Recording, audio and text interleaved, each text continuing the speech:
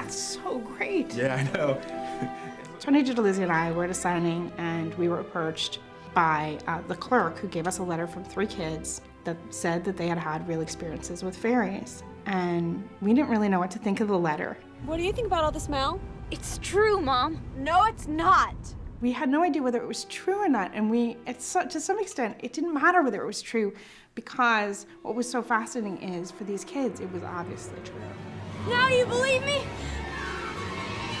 Holly and I just thought the idea of kids, modern day kids, experiencing trolls and goblins and brownies and seeing that stuff, we just thought that was the coolest thing. It wasn't once upon a time, it wasn't in a faraway land like England, it was here in America. They were modern kids with modern problems. And so we thought we should tell this story. This would be a really, really cool story to tell.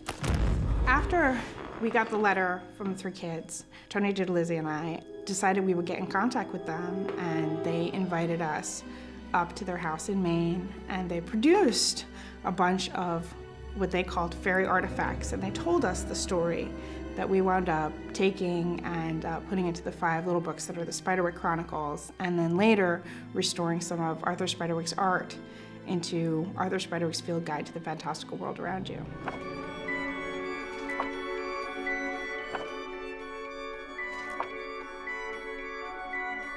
The names are hard to come up with, but I think that to really have a character, it has to be the right name. Mulgarath, Holly came up with that. I thought it was such a great name, and it just is because it got the word wrath in it. I think is just great because that's totally fitting of the type of character that he is. Thimbletack. What happens if goblins get the book? Thimbletack is very descriptive of what he is. When he's helpful as a brownie, it's like helpful as a thimble, but he can be prickly when he's a boggart, so it's tack. Hogsquill, same thing. It evoked kind of what he looked like or what he kind of is. You know, he's kind of untrustworthy. He's a little swarthy. He'd squeal on you, you know, that kind of thing. Redcap actually is an old folklore, and what the Redcaps were they were these goblins, usually found over in England and Europe, and they haunted old battlefields, and they soaked their caps in the blood of the slain. Of all the fallen soldiers. So what we thought would be, well, let's do an American version of the Red Cap, and we're like, well, let's make it, first we thought Civil War, obviously a very horrible and bloody war in America, but then we thought, let's go further back, so this guy's really old, we'll make him like a Revolutionary War guy, and so he's got the tri-corner hat and the old Revolutionary War jacket and stuff. We tried to do a lot of that kind of stuff to make sure that it would kind of remind the reader and the viewer and the audience that these things were old. They don't age the way humans do. These things live for hundreds and hundreds of years, some of them even longer. Arthur Spiderwick was very much inspired by Arthur Rackham, who was a turn-of-the-century children's book illustrator, probably one of the biggest in his time. He illustrated J.M. Barrie's Peter Pan and Kensington Gardens. He illustrated Alice in Wonderland, a lot of classics that we know today. And so he was the inspiration for Spiderwick. And we tried to come up with a really neat name that we thought would just kind of evoke that kind of Victorian kind of gothy feeling, and so there it was. Jared? Oh, come on, Simon. I'm Mallory Grace. One thing is important to know that their names are not Jared, Simon, and Mallory Grace.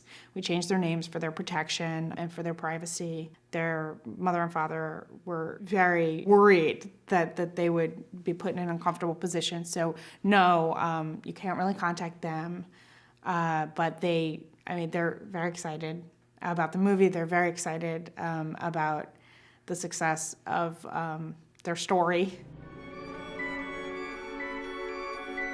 Tony DiTerlisi and Holly Black have become real icons in the world of children's literature, and the Spiderwick Chronicles has really emerged as being the series of books that many, many kids read nowadays. And they really tapped into the fantasy world in a way that I think not only kids relate to it, but parents relate to it equally as well. The books were the first thing that attracted me to it. When they were talking about making a movie out of it, they'd written a script, but I said, I don't want to read the script first, I just want to start with the books. And I would say just about a few, chapters into the first book, there's this moment when he goes into the secret study, discovers it for the first time, hears something, and he goes and he sees, and written in the dust on the desk is click, clack, watch your back. And I remember this little chill going down my spine when I read that and thinking, this could be a great movie. I was hooked, and we just immediately jumped in and tried to make a screenplay that was worthy of it. Was I surprised it would become a movie? A lot of my friends and people that had read it early on and had seen a lot of the sketches were like, dude, this would just be such a great movie.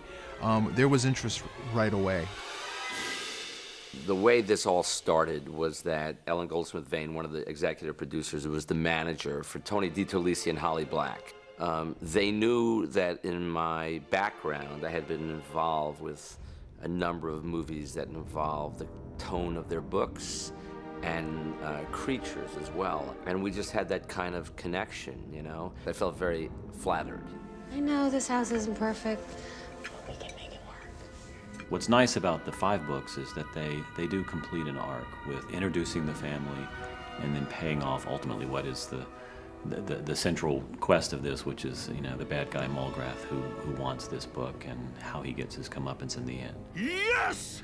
Death to the ogre! What's always challenging when you're adapting a book where you have a wealth of imaginative and great things to choose from is which ones you have to pull out. That's always the painful part. With Tony and Holly's complete enthusiasm, they embraced the fact that the kids who'd read the books when they were 10 in 2001 are now 17, 18-year-olds. And they're fans of the books, but in a way you needed to kind of like raise the stakes of everything, amp up the action, amp up the energy and the danger quotient. Get the book and kill them! Kill them all!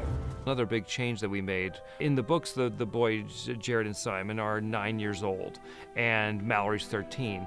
We just felt, wow, these kids just feel really young. So we just kept on moving a little bit older, which I think brings the movie, not only, you know, kids are still going to love it, but I think it brings older kids into the mix as well. So take that extra beat, Freddie.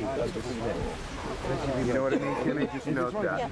When Mark came aboard, Mark had made movies like Mean Girls and Freaky Friday. Mean Girls in particular struck a chord with me as a father of 3 teenagers, and what we set out to do is to make a movie that is honest to the language of teenagers. You're so annoying. You think you know everything. And honest to the dilemma that teenagers have with each other and with their world and with their parents as well. So I think that's why Mark is the perfect director.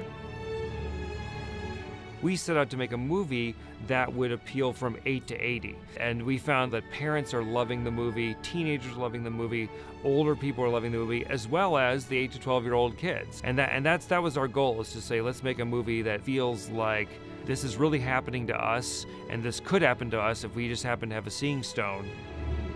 The only way you can set out to make a movie of this size and complication is to be a true believer.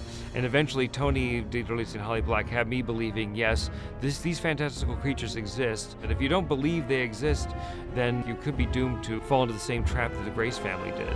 Are you blind? I put a note right on the cover. Can't you read?